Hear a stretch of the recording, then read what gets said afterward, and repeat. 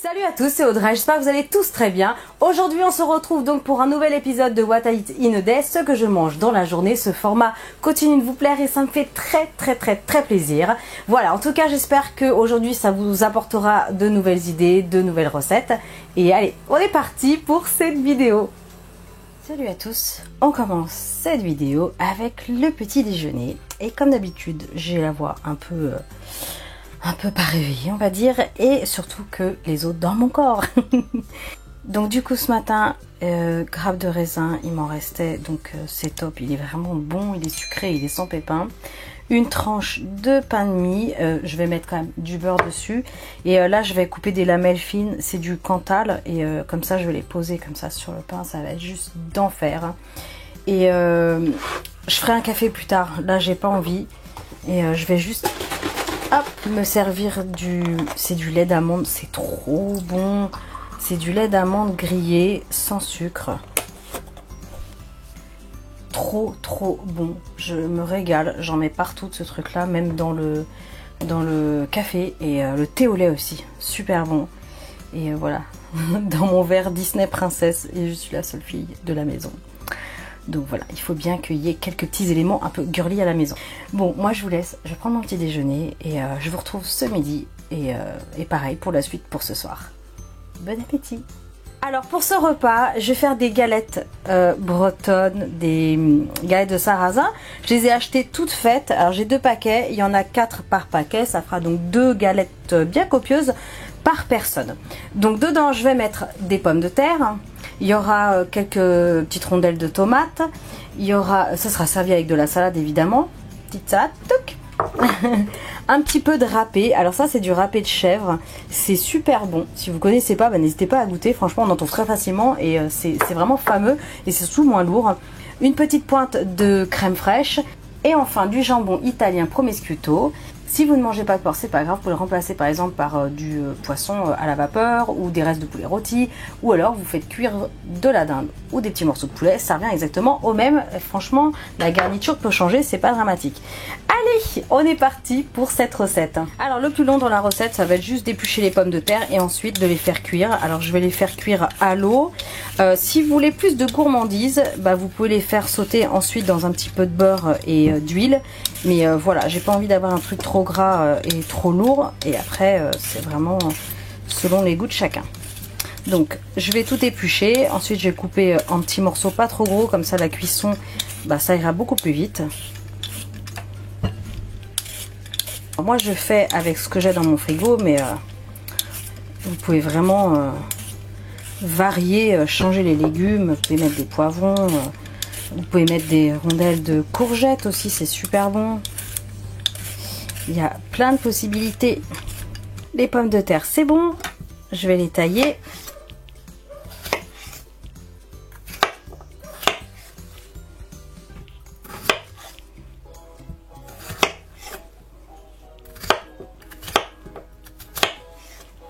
Ok, donc là, je vais porter à ébullition un grand volume d'eau.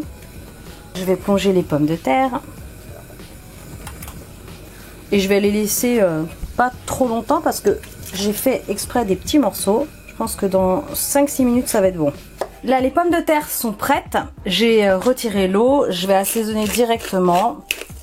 On se casse pas la tête. J'ai oublié de vous montrer je crois le sel et le poivre dans l'intro. Désolée. Là je vais ajouter 2 bonnes cuillères de crème. Vous pouvez utiliser, si vous le souhaitez, une crème végétale.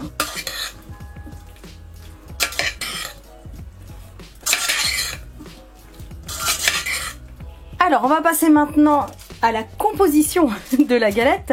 Donc, c'est tout bête. Et ça rime avec galette. Je vais me placer quelques pommes de terre. Je vais effilocher le jambon.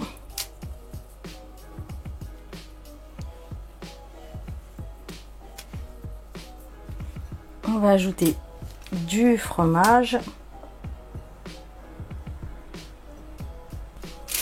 Et il n'y a plus qu'à. Alors il y a différentes méthodes de pliage, n'est-ce pas? La mienne elle est très simple. En fait j'aurais dû faire un petit peu plus centré. On est presque en live. Hein.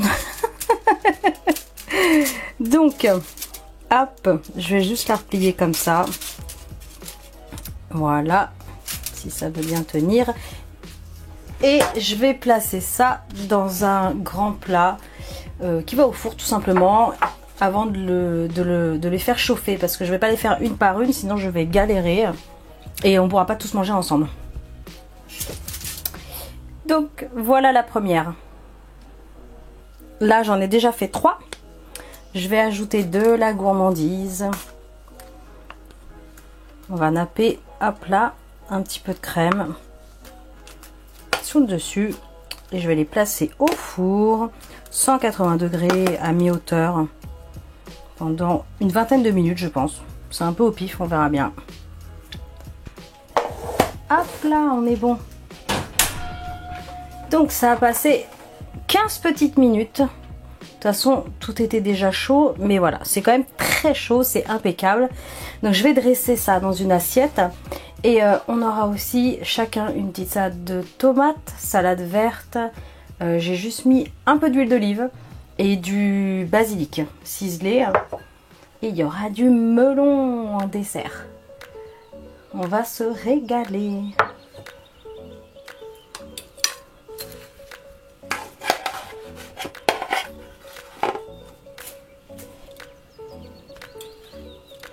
Donc voilà pour les gros gourmands. Pour ma part, j'en prendrai qu'une seule. Ça fait 10 fois trop. Et voilà le petit repas. Galette, salade verte, melon. Tout simple.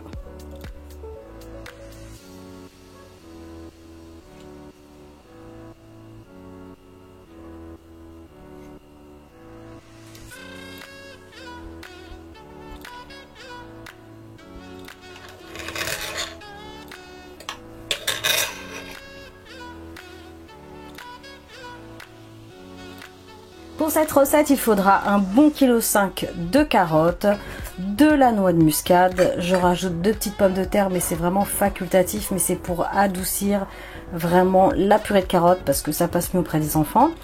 Faudra 15 g de beurre, un yaourt allégé ou pas allégé comme vous voulez, du sel et du poivre si vous aimez ça. C'est parti pour cette recette. Dans un premier temps, il n'y a pas de mystère, on va éplucher les carottes et bien sûr les pommes de terre.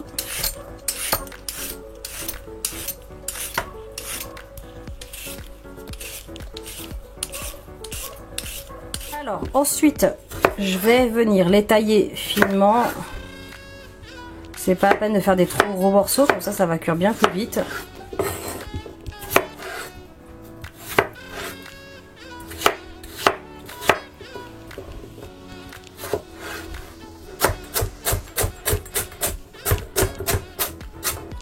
Pareil avec toutes les carottes.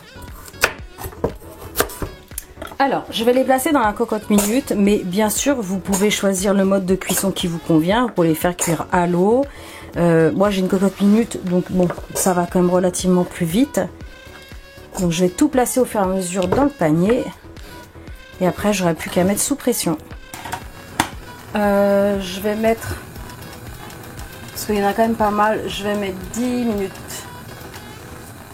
Et ensuite, j'aurai plus qu'à baisser le feu quand la pression sera là. Du coup, j'ai prolongé la cuisson parce que les carottes, c'était un peu juste. Et c'était plutôt du 16, même 17 minutes à la vapeur.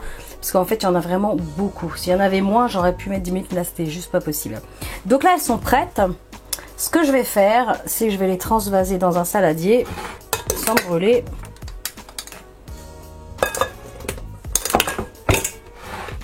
J'ai bien dit sans brûler. Hop. On est bon. La petite crotte de beurre. Enfin, en fait, c'est même pas du beurre, c'est de la margarine. Mais après, vous faites comme vous voulez. Pendant que c'est bien chaud. Un peu de poivre. De la noix de muscade râpée.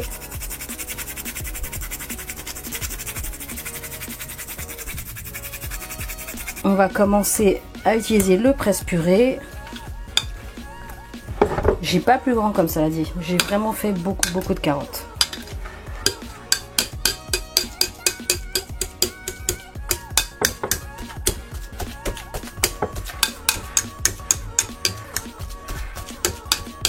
Alors après, vous pouvez faire aussi au presse-purée.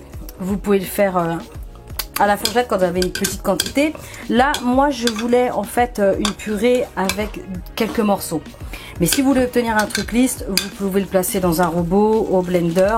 La carotte, ça passe. Par contre, si vous faites une purée de pommes de terre, la mettez jamais au blender parce que ça devient dégoûtant. C'est tout élastique et tout collant. Et c'est immangeable. Mais là, il y a que 2 petites pommes de terre. Donc, éventuellement, ça passe. Je vais ajouter maintenant le fromage blanc.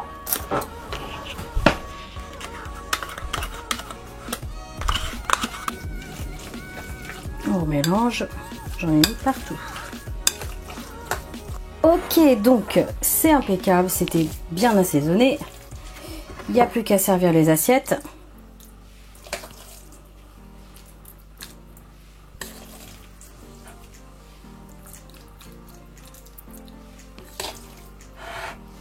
On est bon. Voilà, une super purée de carottes avec un petit peu de pommes de terre, un peu de fromage blanc. J'ai préparé un petit peu de salade pour tout le monde, salade verte. Assaisonnement, ça va être huile d'olive et oui, il me reste du citron. Et il me reste un petit peu d'ananas, donc du coup voilà, un peu d'ananas et ça va être impeccable. En tout cas, j'espère vraiment que cette vidéo vous aura plu. N'hésitez pas à me le dire en commentaire, likez un maximum, n'hésitez pas à partager, ça m'aide énormément. Si ce format vous plaît, continuez de me le dire en commentaire pour voir si je continue ou pas. Abonnez-vous à ma chaîne si ce n'est pas encore fait. Et moi, je vous dis à très bientôt pour de prochaines vidéos. Salut!